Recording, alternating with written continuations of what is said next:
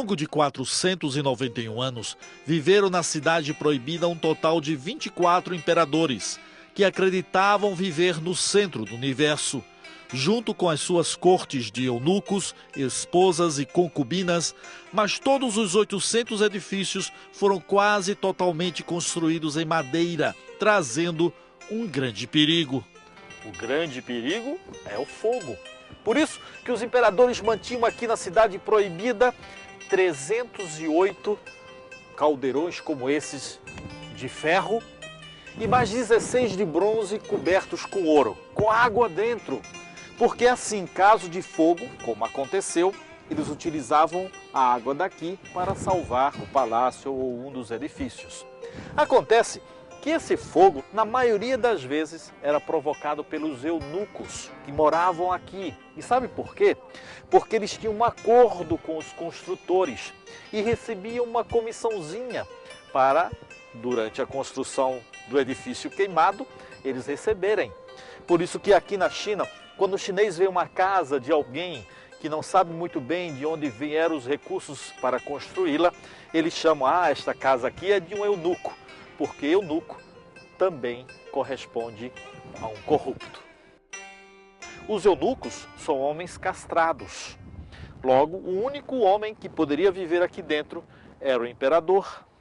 Já as suas concubinas, quem escolhia era a imperatriz, que saía viajando pelo país afora, escolhendo 99% das vezes, como diz a história, mulheres feias, porque ela tinha medo de que o imperador passasse mais tempo com as concubinas do que com ela mesma. Imaginem que um imperador teve 72 concubinas, outro teve 40.000 concubinas. O imperador dormia com uma concubina cada noite. No dia que ele escolhesse aquela concubina, um grupo de pessoas ia lá no seu quarto, que estava banhado, perfumado, e envolvia ela num tecido. E esses funcionários levariam até a cama do imperador.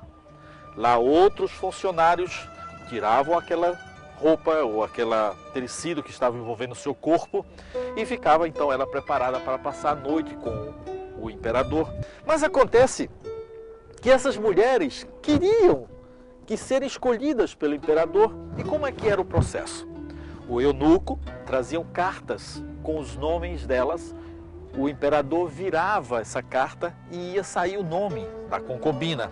Acontece que essas mulheres, a maioria das vezes, subornavam os eunucos para que o seu nome fosse escolhido ou que o seu nome fosse colocado em mais cartas do que apenas uma, para que sua chance, então, de dormir com o imperador fosse maior. Os eunucos também tinham suas residências fora da Cidade Proibida. Apesar de serem castrados, eles faziam questão de ter nas suas casas muitas mulheres, 20 às vezes, apenas para enfeitar a residência e ter a ideia de que estão formando uma família. Mas quando castrados, o seu pênis ficava num lugar guardado, devidamente com os químicos necessários para mantê-lo, porque quando de sua morte e forem enterrados, era importante que o pênis fosse enterrado junto com o restante do corpo. Assim, numa nova reencarnação, ele poderia ser novamente um homem normal. Era nisto que eles acreditavam. Mas não era só de rosas que viviam as concubinas. Também tinha um lado que não era tão bom assim. Quando o imperador morria, era escolhido através do mesmo sistema de dormir com ele, ou através de cartas, quais concubinas também teriam que acompanhar o imperador morrendo. Elas teriam que acompanhá-lo para que ele não sentisse falta. Acontece que aquelas mulheres que tinham tido filho com o imperador eram resguardadas, elas não morriam. Mas aquelas que não tiveram filho com o imperador tinham grande chance de também acompanhá-lo no leito de morte. Eram assassinadas.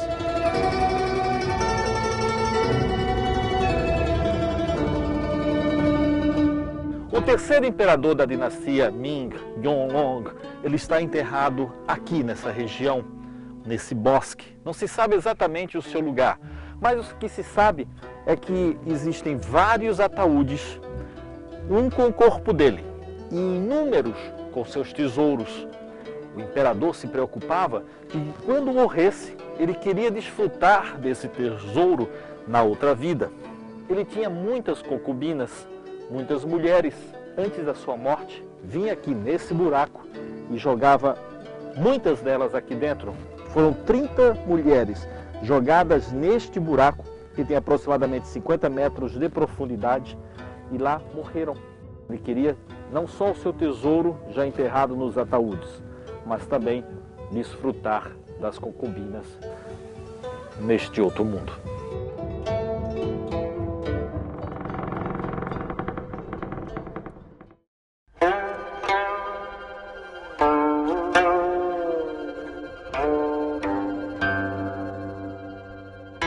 O povo chinês é muito supersticioso. Por exemplo, essa porta, ele tem 9 partes de ferro aqui, assim na posição horizontal, e 9 também na vertical. O povo chinês acredita que o número 4 representa a morte e o número 9 representa a boa sorte. Por que que o número 4 representa a morte? Vem inclusive na sua pronúncia. Enquanto que 4 é chamado Xin, a morte é chamado Xin, e esse som faz com que eles tenham muito medo. Por exemplo, uma pessoa que tem um carro com a placa número 4, quase não tem nenhuma oferta para compra. Uma pessoa que vai comprar um apartamento no 4º andar, por exemplo, é muito difícil fazer a compra como também fazer a revenda. Por isso que os preços são muito abaixo dos valores dos outros andares. Puyi foi o último imperador da China imperial a ter ser capturado e preso pelas tropas soviéticas em 1945 e posteriormente entregue para a China em 1949, depois da vitória comunista. Quando regressou para a China, continuou preso até 1959. Uma vez livre e sem trono, passou a viver uma vida comum em Beijing, trabalhando como jardineiro no Jardim Botânico da cidade. Posteriormente, atuou como bibliotecário.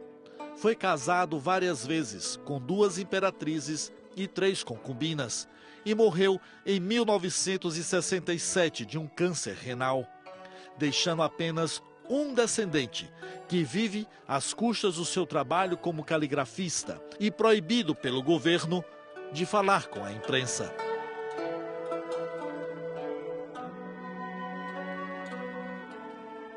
Na próxima semana apresentaremos o último capítulo deste documentário, mostrando o nosso exclusivo encontro com o descendente do último imperador.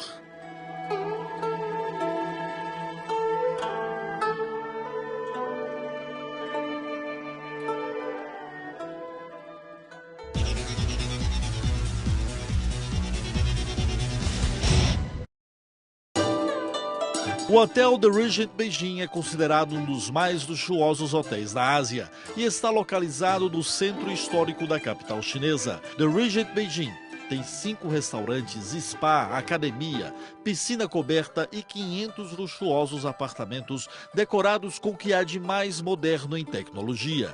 The Regent Beijing oferece um serviço de qualidade e possibilitando aos hóspedes uma experiência única. Cities, o maior e mais influente grupo chinês de turismo. Com uma reputação impecável, a Cities é a garantia do bom serviço aos mais exigentes gostos e necessidades. A Cities já recebeu mais de 10 milhões de turistas na China, vindos de todas as partes do mundo. Na sua visita à China, você deve escolher a Cities como sua agência receptiva. Seja recepcionado pela mais prestigiada agência de turismo do mundo.